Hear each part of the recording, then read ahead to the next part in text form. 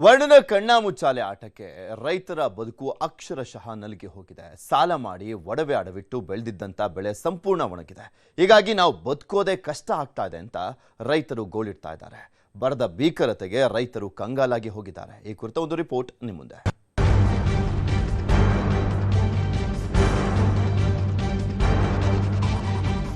ರಾಜ್ಯದಲ್ಲಿ ಮಳೆರಾಯ ಅಕ್ಷರಶಃ ಕಣ್ಣ ಮುಚ್ಚಾಲೆ ಆಟವನ್ನಾಡ್ತಿದ್ದಾನೆ. ಒಂದ್ ಕಡೆ ಮಳೆ, ಇನ್ನೊಂದ್ ಕಡೆ ಭೀಕರ ಬರ.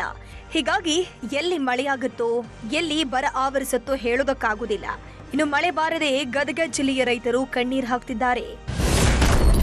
ಭೀಕರ ಬರಗಾಲಕ್ಕೆ ರೈತರ ಗೋಳಾಟ, ಕೈಯಾರೆ ಬೆಳೆ ಹಾನಿ ಮಾಡಿ ಆಕ್ರೋಶ.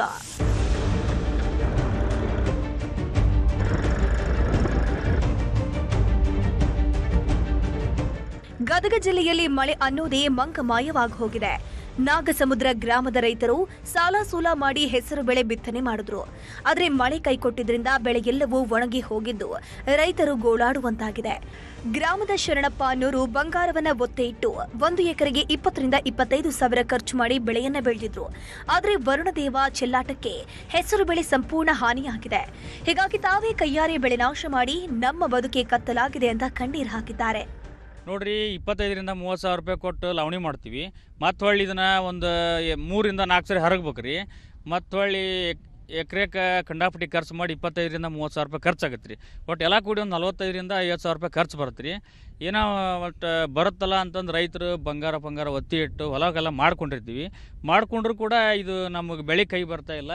ಮತ್ತು ಹೊಳ್ಳಿ ಹರಗು ಪರಿಸ್ಥಿತಿ ಬಂದೈತಿ.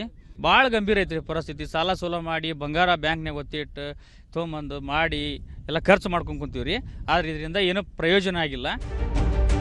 ಮಳೆ ಇಲ್ಲದೆ ಕಂಗೆಟ್ಟಿರೋ ರೈತರು ಸರ್ಕಾರ ಗದಗ ಜಿಲ್ಲೆಯನ್ನ ಬರಪೀಡಿತ ಪ್ರದೇಶ ಅಂತ ಘೋಷಿಸಿ ತಕ್ಷಣ ಪರಿಹಾರ ನೀಡಿ ಅನ್ನೋ ಬೇಡಿಕೆ ಇಟ್ಟಿದ್ದಾರೆ.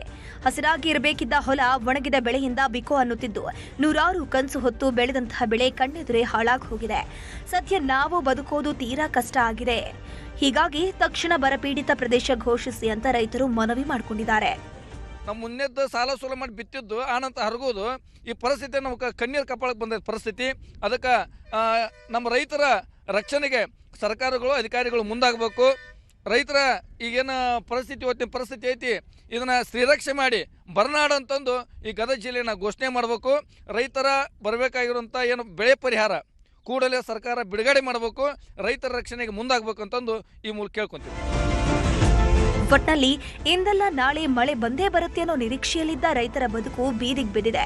ಬಂಗಾರ ಅಡವಿಟ್ಟು ಬೆಳೆದಿದ್ದ ಬಂಗಾರದಂತಹ ಬೆಳೆ ಬಾಡ್ ಹೋಗಿದೆ. ಇನ್ನಾದ್ರೂ ಸರ್ಕಾರ ಇತ್ತ ಗಮನ ಹರಿಸಲಿ ಅನ್ನೋದು ರೈತರ ಆಗ್ರಹ. ಸಂತೋಷ್ ಕೊಂಡೂರ, ನ್ಯೂಸ್ 18 ಗದಗ.